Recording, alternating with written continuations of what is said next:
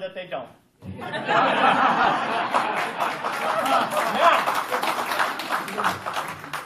I would like to apologize real quick.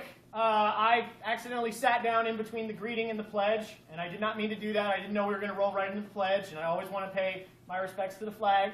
And I would also, if we could all remain seated except for the people I'm about to call up next, if you've ever served this country as a police officer, firefighter, member of the military, or EMS, please stand to be recognized right now. I'd like to clap for you. Thank you guys very much.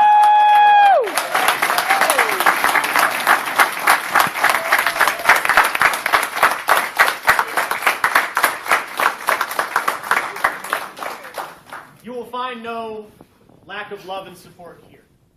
I myself did 10 years in the military. I was in the United States Navy, decided to leave that. What's up? My husband was 24 years on submarines. Oh, yeah, I did 10 years on submarines, and about 2 years into my hitch in the Navy, my brother joined up and joined the United States Army.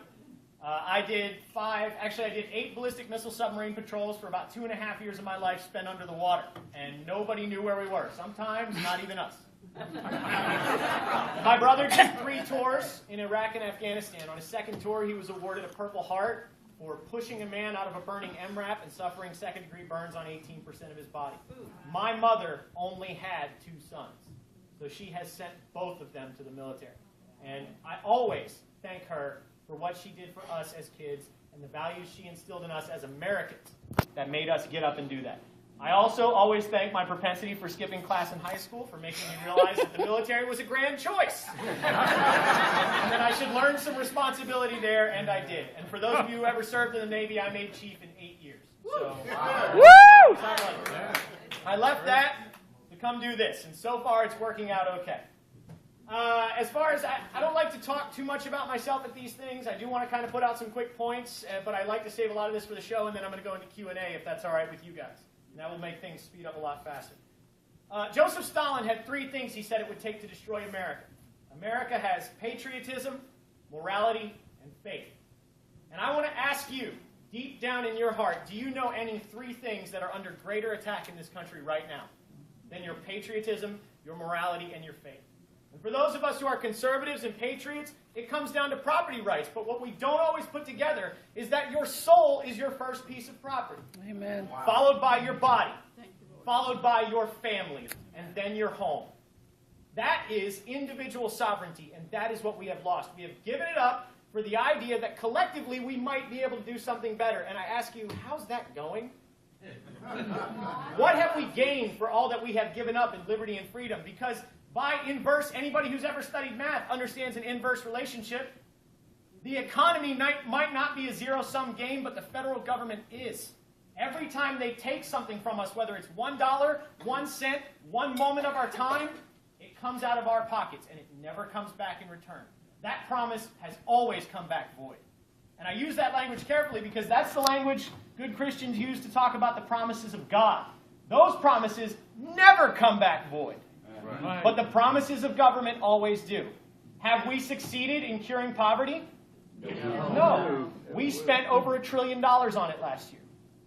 $1 trillion. As a matter of fact, I wanted to run the numbers, so I did.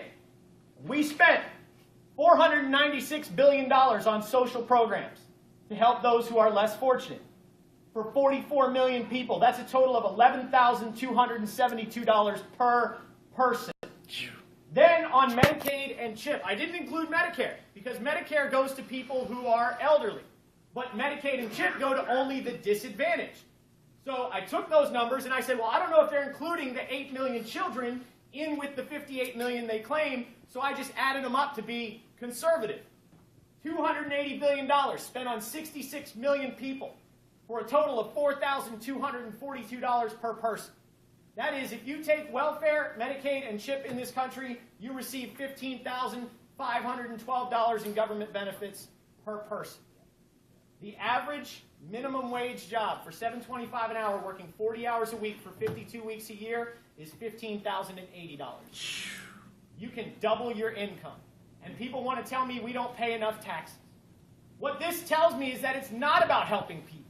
It's not about helping you and me succeed. It has never been about that. They could write a $10,000 check to every single man, woman, and child living below the poverty line, and then they'd have to move the poverty line. It is about getting the system to be fair. And fairness is illusory. We are not all born the same, thank God. Amen.